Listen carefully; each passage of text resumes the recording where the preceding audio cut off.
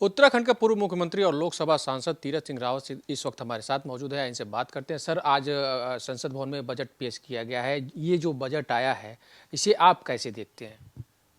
देखिए, ये बजट आम जन के लिए, आम समुदाय के लिए और निचला पायदान के लिए बहुत ही सराहनीय बजट है और जनता इससे खुश होगी, ऐसा मेरा पूरा विश्वास है। आर्थिक दृष्टि से भी यदि हम विश्व के स्तर पर देखें तो 10वीं पायदान से हम लोग 5वीं पायदान पे आए हैं और सर्वत्र विकास हर क्षेत्र में इस बजट के अंदर दिखा है।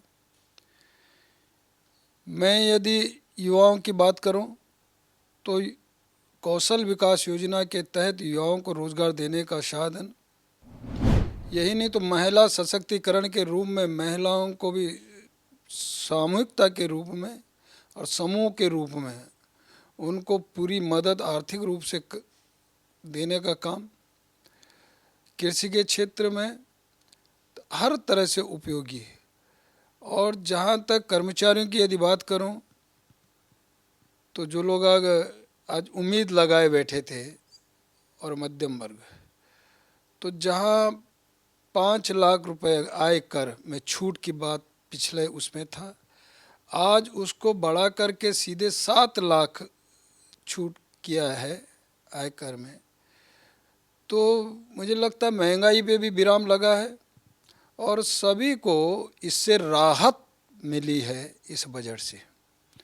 सर, देखा जाए तो इस बजट में किसानों के लिए भी ये डिजिटलाइजेशन का प्रावधान है। तमाम तरह की ट्रेनिंग दी जाएंगी।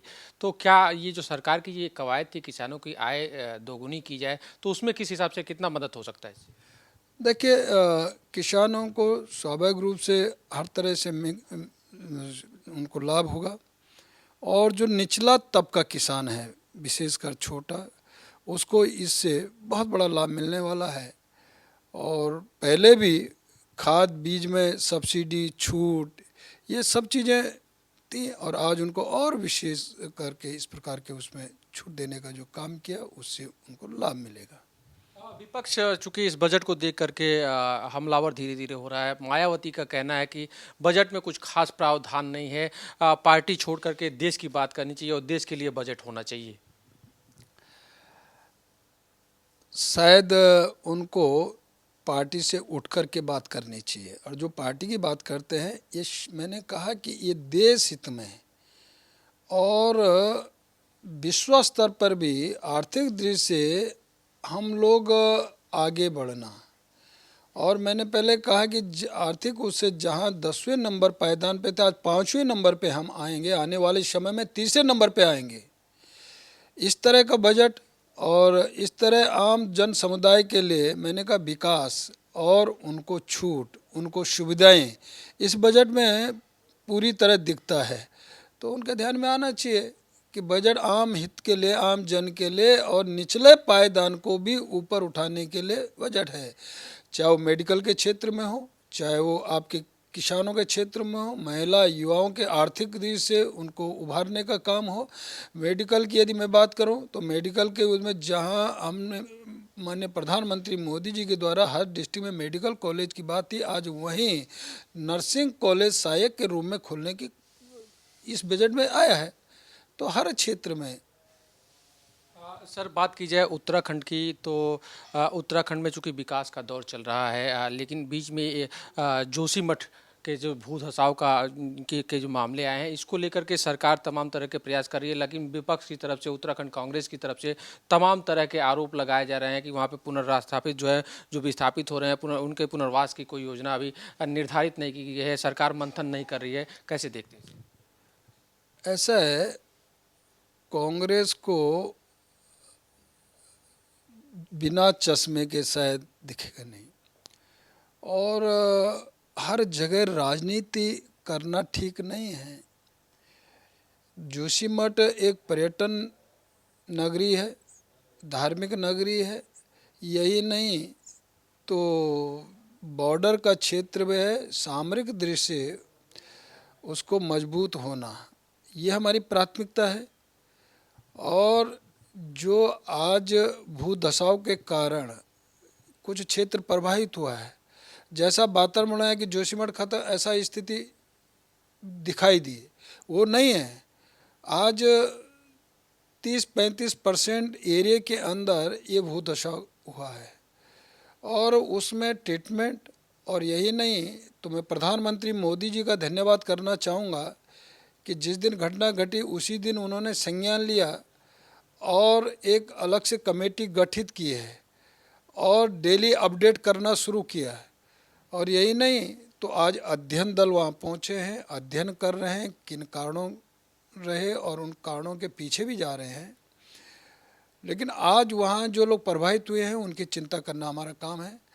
उनको अभी अस्थायी रूप से कैंपों में जगह दी है और यही नहीं तो अस्थायी रूप से भी उनके लिए व्यवस्था की बात हो गई है, स्थान दिखा है और उनको अस्थायी रूप से भी बसाने का काम हम करेंगे। अब एक दिन एक रात में तो नहीं होता, कांग्रेस का ध्यान में आना चाहिए, ये अन्य पार्टियां जो इस तरह राजनीति कर रही हैं, तो वहाँ पे सारी व्यवस्थाएं सरकार चुस्त दुरुस्त और पूरा शासन प्रशासन लगा हुआ है। और मैंने कहा कि प्रधानमंत्री मोदी जी डेली मॉनिटरिंग और केंद्रीय टीम और ये सारी चीज़ें वहाँ पे लगी हुई हैं, अध्ययन कर रही हैं और पूरी व्यवस्था वहाँ पे चल रही है। जोशीमठ मैंने कहा कि जिस तरह दिखाया गया था वह एक था नहीं, ऐसा लगा कि पूरा जो, जबकि मैंने 30-35% ऐसा प्रभावित हुआ और उनकी चिंता हमें है, हमें उनकी चिंता है। लोगों को राजनीति करनी है, हमें उनको बसाना है, उनकी चिंता करनी है, उनको पूरी तरह रक्षा सुरक्षा और आर्थिक दृष्टि से पूरी जो भी घटनाएं होंगी उसको दूर करने का काम हम कर रही है सरकार। एक आखिरी सवाल, राहुल गांधी की भारत जोड़ो यात्रा समाप्त हुई है और हाथ से हाथ जोड़ो यात्रा वो लोग शुरू कर रहे हैं, तो क्या लग रहा है कि 2024 में जो लोकसभा चुनाव होने वाले हैं, क्या कांग्रेस अपनी खोई जमीन वापस कर रही है, बीजेपी को टक्कर दे पाएगी? देखिए, हर किसी को अपना अधिकार है और किस रूप में वो अपने पार्टी को चलाती है, लेकिन दुर्भाग्यपूर्ण है कि जहाँ एक तरफ भारत जोड़ो की बात कर रहे हैं, आज वो अपने आप में टूट रहे हैं। पहले एका हों, अपने आप में एकजुट हों, तो जब घर को एकजुट नहीं कर पाएंगे वो क्या भारत जोड़ो की बात करेंगे। मेरा उनसे प्रश्न है कि वास्तव में पहले वो अपने कुनबे को ठीक करें, फिर अन्यत्र इस तरह का बात करें।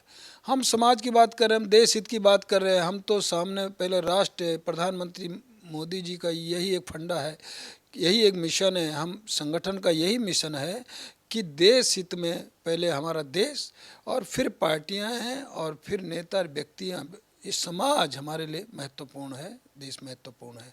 उस काम में हम लोग लगे हैं, विकास कार्य में लगे हैं और उस रूप में आज देश नहीं तो विश्व के अंदर भी आज भारत का नाम रोशन हुआ है और भारत आज अग्रणी पंक्ति में खड़ा होने का काम मोदी जी के नेतृत्व में हुआ। Thank you. तो ये थे तीरथ सिंह रावत जी, जिनका कहना था कि आज जो देश के लिए बजट पेश किया गया है उसमें लगभग सभी वर्गों को साधा गया है और मध्यम वर्ग और निम्न वर्ग के लिए विशेष सुविधाओं का भी प्रावधान है, यानी कुल मिला जुलाकर यह देश के लिए एक बेहतर बजट है।